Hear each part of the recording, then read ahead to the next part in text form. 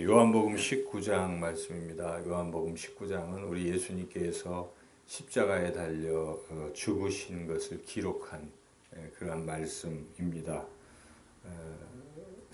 이 말씀을 읽으면서 예수님께서 왜 죽으셨을까 하는 그런 이유를 우리가 깨달아야 하겠습니다. 표면적으로는 지금 유대인이 예수님을 죽이고 싶어서 이렇게 자기네들끼리 신문도 하고 붙잡아서 신문도 하고 그리고 죄목을 씌워서 지금 사형권이 자신들에게 없기 때문에 지금 로마 당국에 그것을 고발하고 있는 이제 그 장면이죠. 그래서 지금 고발하는데 무슨 죄목으로 고발을 했는가?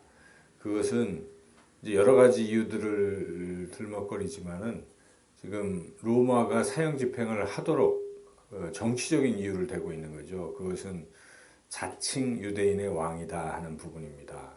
자칭 유대인의 왕이라 하면 이것은 그야말로 모반죄 뭐 이런 거 되지 않겠습니까? 로마에 대한 어떤 반역이나 마찬가지죠. 왕으로 뭐 어떻게 한다면 그것은 뭐 로마 당국이 어떻게 그것을 죽이지 않을 수가 없는 이제 그런 고발이죠. 그래서 지금 하나님의 아들이라 뭐 한 것은 로마 입장에서는 그게 뭐 큰 그게 아니지만은 자꾸 그걸 이제 엮어서 이 유대 제사장들 이런 종교적 지도자들은 예수님이 모반을 꾀했다, 자칭 유대인의 왕이다 이렇게 고발을 한 것이죠. 그런데 빌라도가 로마의 그 유대 총독인 빌라도가 예수님을 신문을 해봤지만 뭐 예수님은 그런 게 아니죠. 아니고 죄가 아무것도 없는 것입니다.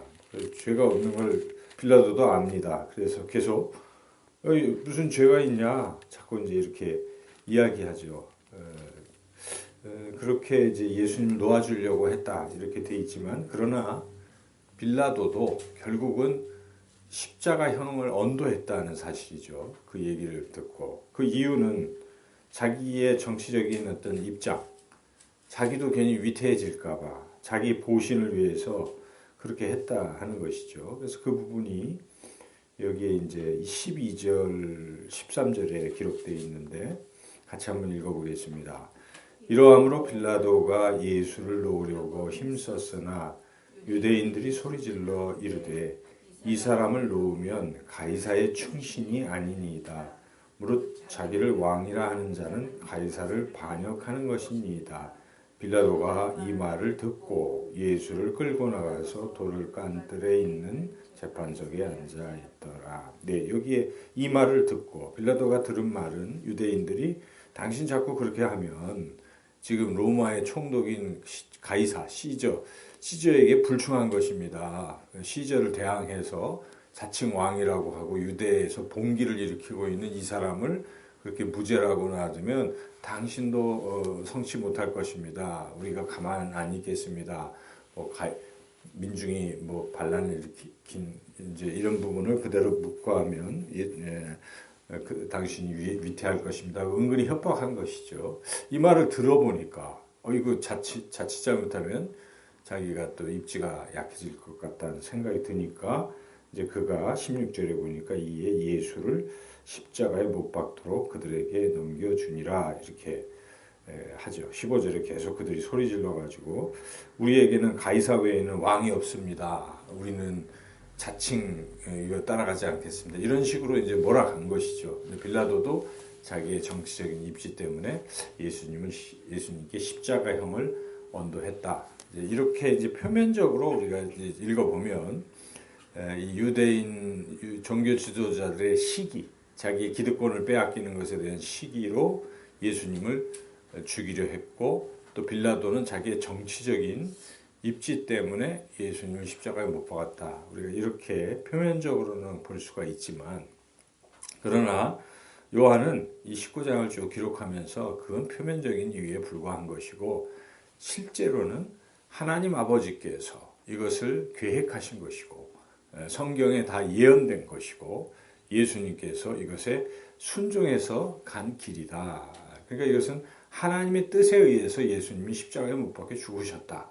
이것을 지금 말씀하고 있는 것입니다. 그래서 우리가 이걸 쭉 읽으면서 그 부분을 잘 깨달아야 되는 것이죠. 그래서 여기 보면 예수님께서 먼저 아무 말씀 안 하시다가 자꾸 이 빌라도가 내가 너 죽일 수도 있고 살릴 수도 있어 이제 이런 얘기 했을 때 한 말씀 하시죠. 그거는 하나님이 정하신 것이지 네가 뭐 로마의 어떤 힘이 있어서 나를 죽일 수 있는 것도 아니다.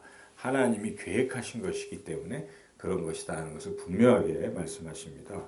처음에는 이런저런 얘기할 때 예수님이 9절에 보면 대답도 안 해주시다가 그 말을 하니까 빌라도가 그 말을 할 때 11절에 예수님이 대답하시지 않습니까? 11절 읽어보겠습니다. 예수께서 대답하시되 위에서 주지 아니하셨더라면 나를 해할 권한이 없었으리니 이와 같이 하나님께서 이것을 허락하신 것이고 하나님이 계획하신 것이다.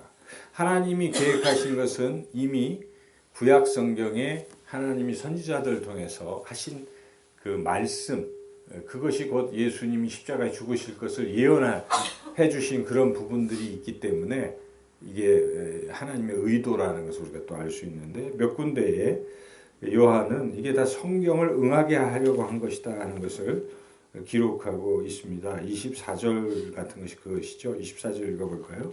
군인들이 서로 말하되 이것을 찢지 말고 누가 얻나 제비 뽑자 하니 이는 성경에 그들이 내 옷을 나누고 내 옷을 제비 뽑나이다 한 것을 응하게 하려 함이로라. 예, 그렇죠. 이렇게 요한이 설명을 하고 있는 것입니다. 지금 병사들이 예수님 이제 십자가에 매달고 그 옷을 서로 나눠 가지고 제비 뽑고 있는 이 모습도 이미 시편에 예언이 다 돼 있는 것이 시편 22편 18절에 예언이 돼 있다는 것을 요한은 기록하고 있는 것이죠. 이게 다 하나님의 계획, 의도에 따라서 하고 있다. 그런 부분이 또 이 신포도주를 마시는 것도 또 예수님 자신도 그 계획대로 지금 순종하려고 십자가상에서도 그 일을 하셨다는 것이죠. 28절, 29절이 나와 있죠.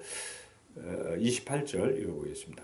그 후에 예수께서 모든 일이 이미 이루어진 줄 아시고 성경을 응하게 하려 하사 이르시되 내가 목마르다 하시니. 예, 그렇죠. 이것도 예수님도 지금 이 길을 가는 것은 뭐 어쩔 수 없이 죽는 게 아닙니다.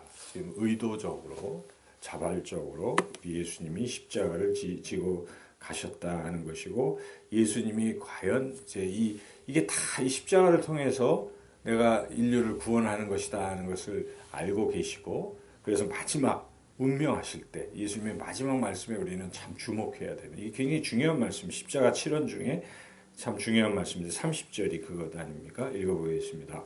예수께서 신 포도주를 받으신 후에 이르시되 다 이루었다 하시고 머리를 숙이니 영원히 떠나가시니라. 만약 십자가의 죽음이 실패라면 다 이루었다라고 말씀할 수 없겠죠. 예수님이 그래 이제 십자가를 지러 오셨기 때문에 우리를 위해서 십자가를 지러 오셨기 때문에 다 이루었다 이렇게 말씀하신 것이죠. 그러니까 우리가 이런 요한의 증언을 통해서 예수님께서 하나님 아버지께서 예수님을 십자가에 내어주실 계획을 미리 가지셨고 오랫동안 구약 성경을 통해서 예언을 하신 것이죠.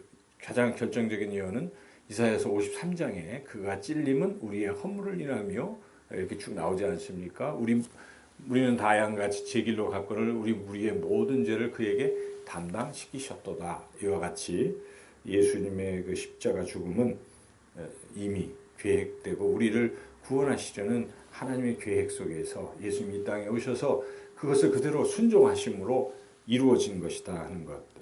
이것을 우리가 분명히 깨달아야 되는 것이죠. 그래서 여기에 또 예수님이 죽으신 후에도 이 죽음은 그런 계획이다 하는 것을 그 시신을 처리하는 과정에서도 또 성경 이야기를 요한은 하고 있는 것이죠. 우리를 위해 죽으신 예수님의 뼈는 꺾이지 않는다 하는 것이 성경에 또 예언이 돼 있는 것이죠. 그래서 그 뼈가 꺾이지 않도록 36절에 이는 다 성경을 응하게 하려 함이라. 뭐 이렇게 증언을 하고 있는 우리가 오늘 본문을 통해서 우리 예수님께서는 그렇게 그 어떤 실패하신 게 아니라 무능해서 이들이 유대인들이 조롱하는 것처럼 너 한번 그 십자가에서 내려오면 우리가 너 믿을게 내려와봐 하는 그런 실패의 어떤 그런 것이 아니라 다 아시고 주님이 의도적으로 이 땅에 죽으신 것, 이 사실을 우리가 분명히 깨달아야 되는 오늘 말씀 통해 깨닫고 그래 예수님이 나를 위해서 죽으셨구나. 그래서 예수님께서 이미 앞에서 죽으시기 전에 설교를 통해서 또는 이런 훈화를 통해서 말씀해 주신 부분이 12장에 보면 하늘의 밀이 땅에 떨어져 그대로 있으면